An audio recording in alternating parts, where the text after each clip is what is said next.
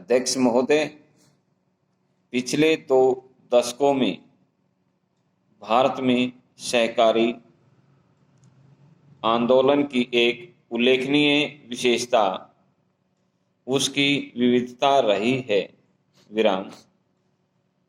हालांकि कृषि को शरण देना आंदोलन की मुख्य नीति के रूप में इस शताब्दी के आरंभ से ही जारी है।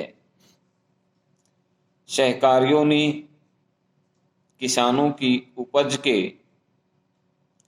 संरक्षण एवं विक्रय के क्षेत्र में जो भी बहुत प्रगति की है, इस प्रयास को सहायता करने के लिए संसद ने 1962 में राष्ट्रीय सहकारी विकास निगम की स्थापना की और उसको दायित्व सौंपा कि वह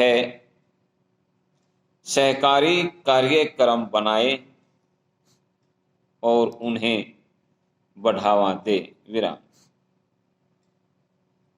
इन कार्यक्रमों में कृषि उत्पादन के विक्रय, संरक्षण, संभरण के अलावा किसानों को कृषि निवेशों की सप्लाई शामिल थी। अपनी स्थापना से ही निगम कृषि उपकरणों के विक्रय, संरक्षण, संभरण तथा कृषि निवेशकों की सप्लाई के लिए सहकारी कार्यक्रमों को बढ़ावा देने और उनके लिए वित्तीय सहायता करने का काम करता रहा है। नीति निर्धारण के लिए निगम अखिल भारतीय स्तर पर काम करता है और राज्य सरकारों तथा सहकारियों को विशेष कार्यक्रम बनाने में भी सहायता करता है।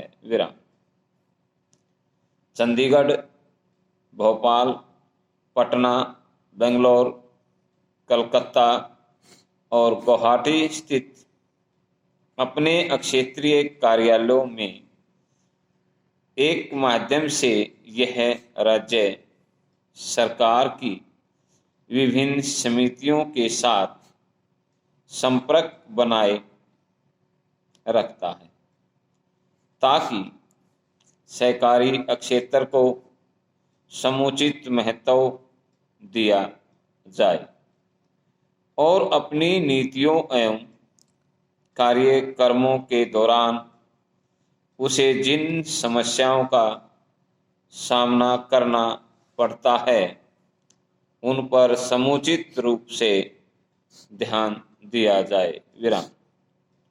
निगम, औद्योगिक वित्त निगम, जीवन बीमा निगम, भारतीय औद्योगिक विकास बैंक जैसी संस्थाओं के समक्ष सहकारियों की वित्तीय आवश्यकताएं रखने का उपयोगी काम भी करता है।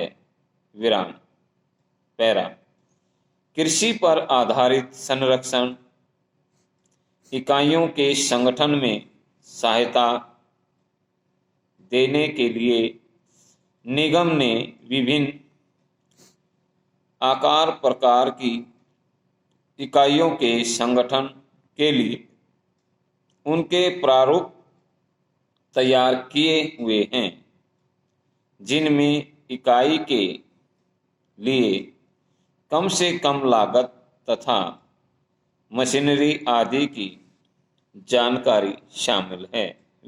समाप्त।